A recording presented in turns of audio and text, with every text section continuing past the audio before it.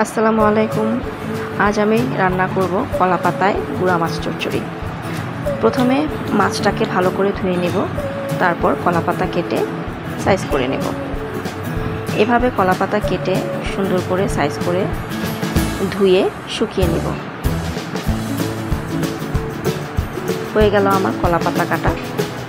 এখন কিছুটা পেঁয়াজের মধ্যে লবণ দিয়ে পেঁয়াজটাকে ভালো করে মেখে নরম করে নেব।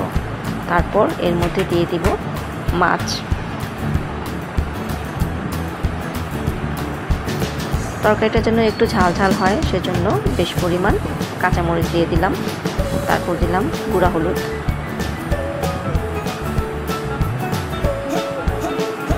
এরপর গুঁড়া মরিচ, আদা রসুন বাটা, এরপর দিব পরিমাণ মতো তেল।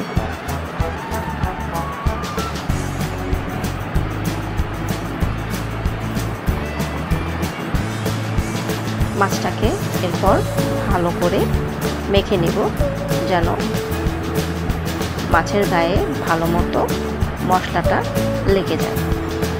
সুন্দর করে মেখে তারপর কলা পাতায় বিছিয়ে দিয়ে কলা পাতাটাকে ভাঁজ করে আটকিয়ে সুতা দিয়ে বেঁধে দেব।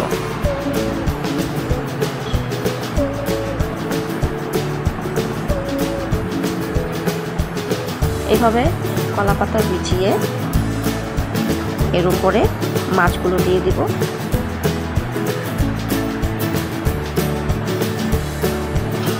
তারপর এটাকে ভালো করে ভাঁজ করে যেন মাছগুলো বের হয়ে না যায় সুতা দিয়ে বেঁধে দেব।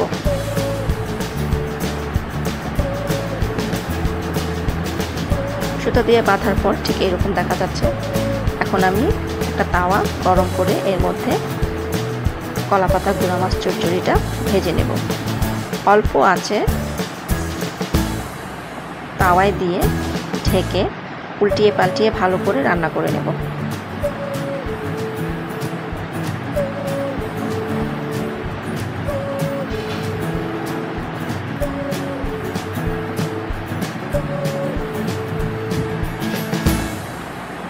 মাছের মধ্যে যে তেল দেওয়া হয়েছে সেই তেলগুলো বের হয়ে আসতেছে।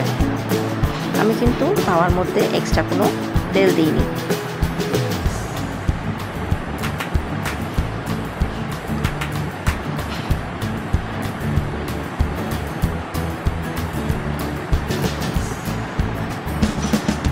আমার গুঁড়া মাছটি প্রায় হয়ে এসেছে। এখন এটাকে উঠিয়ে নেব।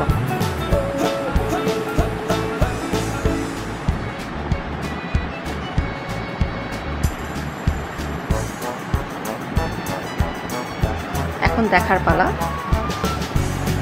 মাছগুলো কেমন হয়েছে।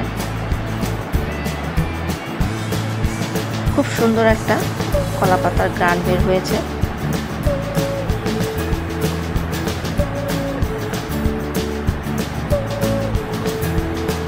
রান্নার পর মাছগুলো ঠিক এইরকম দেখা যাচ্ছে। খুব সুন্দর একটা কালার এবং খুব সুন্দর একটা গন্ধ চলে এসেছে। খেতে অবশ্যই ভালো হবে নিশ্চয়ই। এই হলো আমার কলা পাতায় গুঁড়া মাছ চচ্চড়ি।